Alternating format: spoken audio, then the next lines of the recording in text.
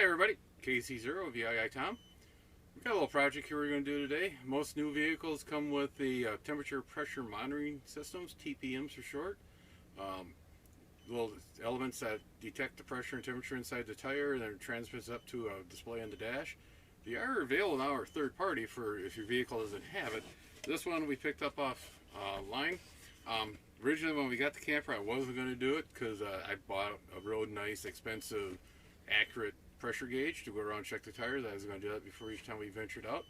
That lasted about a week and a half. You just get busy getting everything ready to go, and the valve stems aren't the easiest to get onto the dualies because they're inside, and with the hubcap sometimes you can't get to them. So I only broke down, picked one of these up.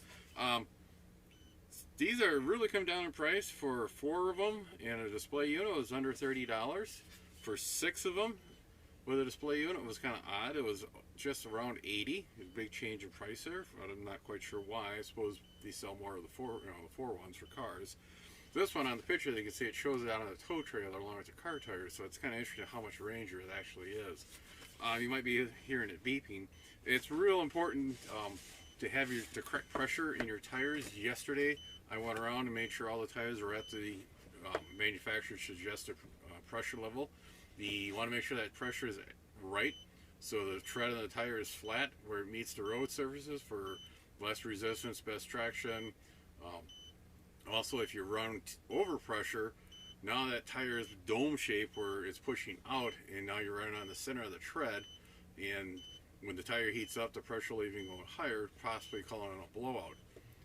If you run low on your pressure, now that dome, instead of being pushing out, it's actually in, so you're running on the outside of the tread, and the tire's gonna wear differently.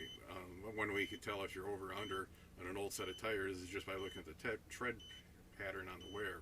If it's evenly wear, the person was using correct tire pressure or kept them at that pressure. If they had funny wear patterns, it was either under pressure, over pressure, or possibly out of balance. Sometimes I'll call it weird problems.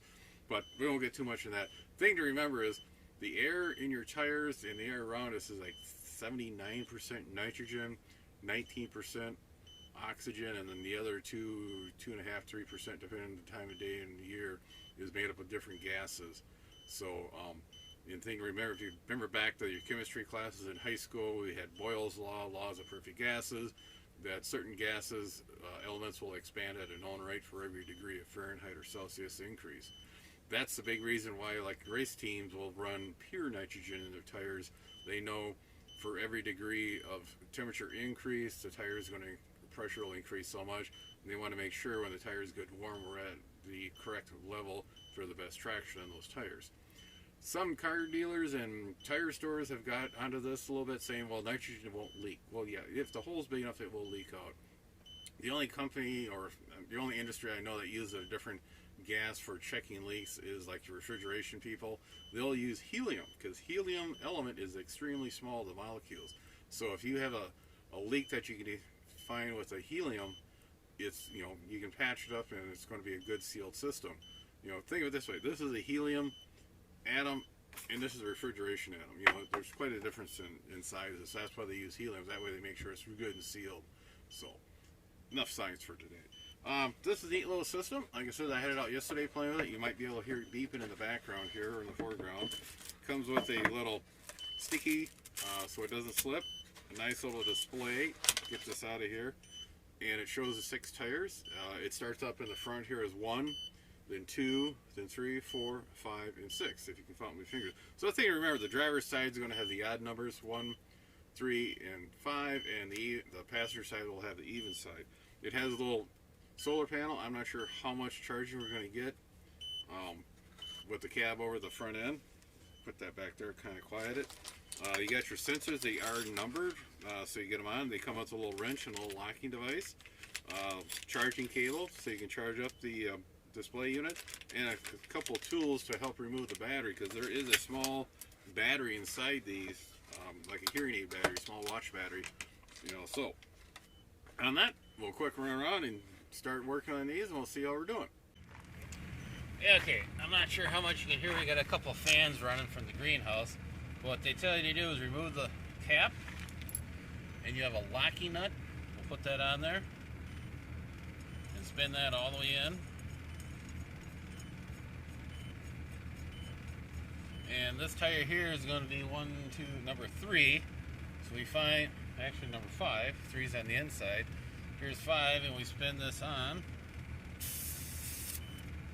And finger tight, then run the nut back to keep somebody from stealing it or it falling off. That's what the little wrench is for, is get on there and just snug it up. Okay, we got the valve cover off, valve cap off that. Put the locking nut on. And this is actually going on number 5.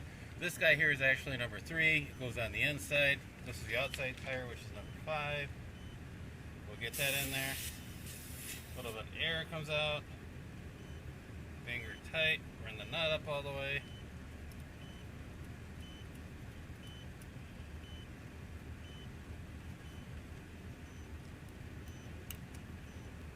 There we go.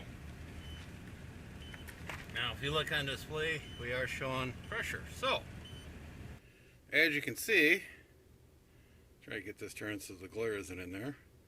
Got them on there. It's amazing how fast, even though I spent them on there as fast as I could, it still lost a little bit of air out of each tire, and that will drive me nuts. So I'll get the air compressor out and shoot a little bit in the air in there.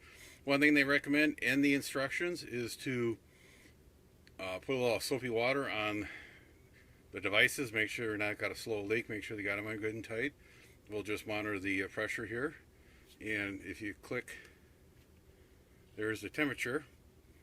Surprising, well, 33 and 39 are in the shade, and the 51, 53, and 44 are in the sun.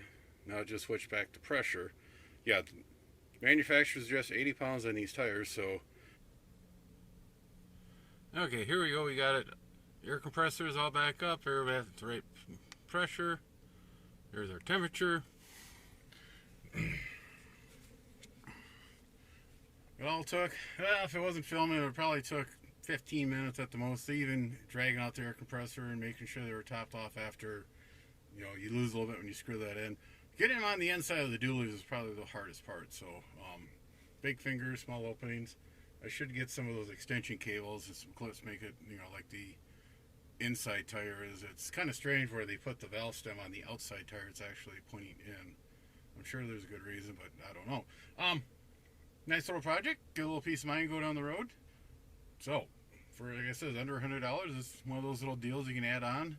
Like I said, on the box, they showed it on a pole trailer, so I'm kind of curious the range on this. I'll have to check around, see if anybody else has done something like this. So, tell your friends, neighbors, other hams, be sure to subscribe, hit that bell to get notification when we have new videos up. Add some comments down below. 7-3, everybody.